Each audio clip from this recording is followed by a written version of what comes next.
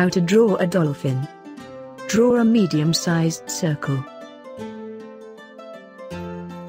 Then draw the mouth as shown.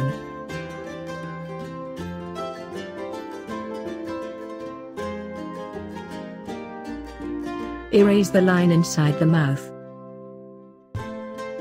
Then draw the tongue. Draw the eye and the eyeball. Draw the body as shown.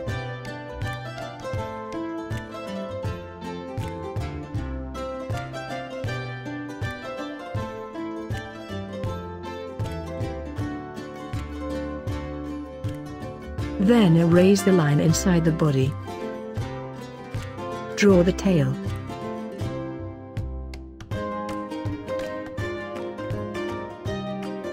Then draw the flippers.